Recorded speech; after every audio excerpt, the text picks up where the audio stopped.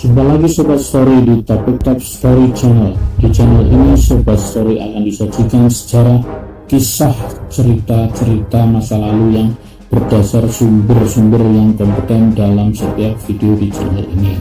Sumber bisa dari peninggalan-peninggalan yang berupa prasasti, artefak, relief maupun dari sumber-sumber tertulis lainnya, baik yang sejaman maupun karya-karya historiografi dari para pengarang sejarah. Dulu, sebelum saya memberikan informasi selengkapnya, jangan lupa subscribe, like, tulis komen, dan juga share agar channel ini bisa tumbuh dan hadir dengan video-video yang selalu menarik di tengah-tengah kebahagiaan kalian. Dan juga jangan lupa bunyikan loncengnya ya. Selamat menyaksikan. Jabatan Empu Sendok pada masa Mataram kuno sebagai Rakai Mahamantri Hino, jabatan yang cukup prestis saat pemerintahan Rakai Biak Wawa yang adalah merupakan mertua Empu Sendok.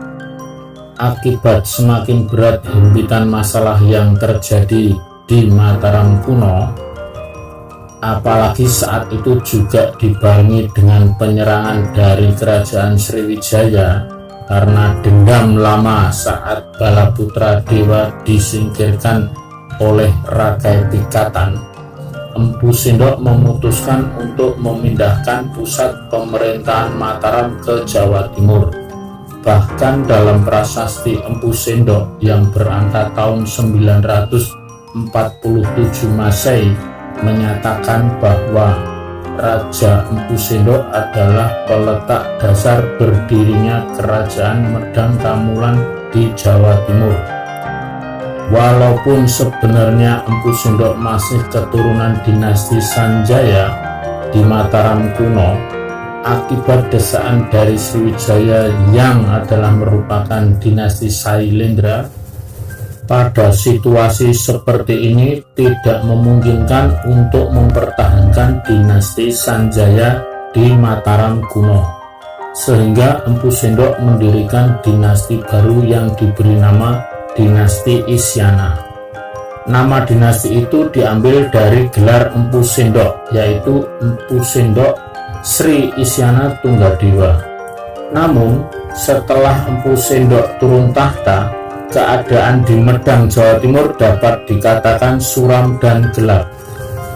Keadaan ini bisa kembali pulih saat kekuasaan Raja Dharmawangsa, cucu Empu Sendok dari Sri Isyana Tunggawijaya Sri Lokapala, dengan pandangan politik luar negeri yang sangat hebat.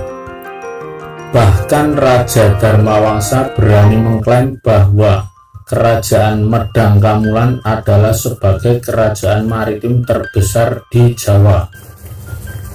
Kerajaan Medang Kamulan berkuasa hampir 100 tahun, meneruskan Kerajaan Mataram kuno yang dipimpin pertama kali oleh Empu Sendok.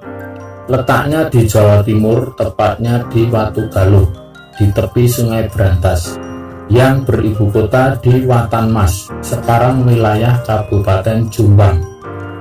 Pada saat itu juga ditemukan prasasti Tangerang yang berangka tahun 933 Masehi, prasasti Bangil, dan juga prasasti Lor yang berangka tahun 939 Masehi. Di situ dinyatakan bahwa Empu Sendok memerintah bersama permaisurinya Sri Wardani, dan juga ada juga prasasti Kalkuta memuat silsilah raja-raja Medang Kamulan, prasasti Empu Sendok atau prasasti Turian di Watu Gudeg berangka tahun 929 Masehi. Di sumber-sumber sejarah tersebut menyatakan bahwa Empu Sendok berkuasa pada tahun 929 Masehi sampai 949 Masehi, lebih kurang 20 tahun, dan bergelar Rakai Hino Sri Isyana Wikrama Dharma Tunggadewa. Pada masa pemerintahan Dharma Wangsa Teguh yang juga cucu Empu Sindok berkuasa dari tahun 990 Masehi sampai 1016 Masehi. Pada masa ini perniagaan dan kerajaan Medang mengalami kemajuan pesat hingga sampai Sriwijaya. Hal inilah yang membuat persaingan dagang saat itu cukup membuat Sriwijaya ingin menghancurkan kerajaan Medang. Dalam upaya menundukkan kerajaan Medang, Sriwijaya menjalin hubungan dengan kerajaan-kerajaan bawahan Medang Kamulan, antara lain kerajaan Wurawari. Dengan memanfaatkan situasi saat itu, Raja Dharmawangsa sedang menikahkan putrinya dengan Airlangga yang merupakan keturunan raja di Bali.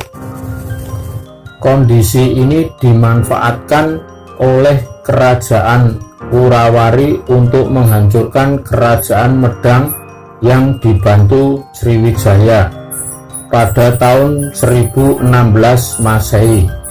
Dalam serangan itu, Dharmawangsa beserta kerabat istana tewas, tetapi Airlangga sempat melarikan diri dengan diikuti pengikutnya yang sangat setia, yang bernama Narottama. Dalam prasasti Kalkuta disebutkan bahwa Airlangga masih keturunan Empu Sindok dari pihak ibunya yang bernama Mahendradatta atau Gunaria Dharmapani yang menikah dengan Raja Udaya di Bali. Setelah berumur 16 tahun, Airlangga dinikahkan dengan putri Dharmawangsa. Sudah saya ceritakan di awal kejadian penyerangan saat pernikahannya sehingga menyebabkan Airlangga harus melarikan diri ke tengah hutan di lereng gunung Wanagiri. Di tengah hutan, Airlangga hidup sebagai pertapa dengan menanggalkan pakaian kebesarannya. Hal itulah yang dilakukan agar penyamarannya tidak diketahui oleh musuh. Selama 3 tahun, dari tahun 1016 sampai 1019 Masehi, Airlangga menggembleng dirinya lahir batin di dalam hutan lereng gunung. Setelah itu turun gunung dan bersatu dengan rakyatnya. Apa yang terjadi setelah Raja Airlangga bertemu dengan rakyatnya? Ikuti kisahnya pada jilid keempat video seri kerajaan-kerajaan di Jawa. Sampai jumpa.